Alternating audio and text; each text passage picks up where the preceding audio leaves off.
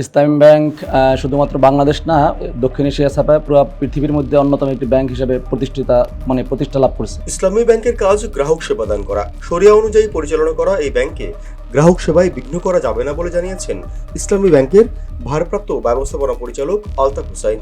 বলেন, কোনো কর্মকর্তা কর্মচারী সেবাদান না করার প্রমাণ পেলে ব্যবস্থা গ্রহণ করা হবে। অভিযোগ আসলে আমাদের যে বিধি মোতাবেক আছে সেভাবে বৃহস্পতিবার সকাল 10টা থেকে 11টা পর্যন্ত মতিঝিলের ইসলামী ব্যাংক টাওয়ারের সামনে ইসলামী ব্যাংক সচেতন গ্রাহক ফোরাম 1 ঘন্টার কলম বিরতি পালন করে। যতদিন পর্যন্ত আমাদের দাবি পূরণ না হবে ততদিন পর্যন্ত এদেশের সচেতন গ্রাহক যারা আছে গ্রাহক ফোরামের ব্যানারে তাদের আন্দোলন অব্যাহত থাকবে। তারা অভিযোগ করেন, অবৈধ চেয়ারম্যান নিয়োগ, আমানতের সুরক্ষা ও গ্রাহকদের স্বার্থে হস্তক্ষেপ করার জন্য এই প্রতিবাদ কর্মসূচি নেওয়া হয়েছে। কর্মবিরতির আহ্বান কারা রাখছে? গ্রাহকরা।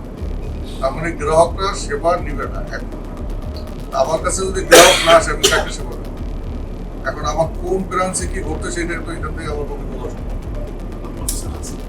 অফিসাররা সবাই যথাসময় ডেস্কে আছে, তারা সেবা দেওয়ার জন্য বসে আছে, কেউ আসে নাকি সেবা।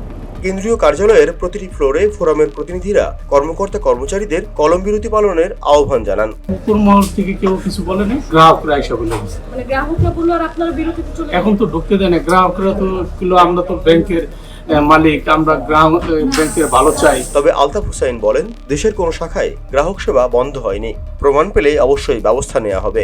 যে কোনো ব্যবস্থা গ্রহণের পদ্ধতি আছে। একজন এসে বললো যে ওকে এই অপারেটর করছে, সাথে সাথে গলা কেটে বলেন আমাদের সিস্টেমে না। আমাদের সার্ভিসগুলো আছে, সার্ভিস অনুযায়ী ডিসিপ্লিনারি অ্যাকশনের পদ্ধতি আছে, এবং কোনো অভিযোগ হলে সেই পদ্ধতি অনুযায়ী আপনি ভোগান্তি হচ্ছে, কিন্তু পুনরায় যদি ইসলামী ব্যাংকে সেভাবে যদি টাকা লেনদেন করতে পারি, সেভাবে যদি আগে রূপে যদি ফিরে আসে, তাতে 1 ঘন্টা তো লেনদেন তো অপেক্ষা করা কিছু না।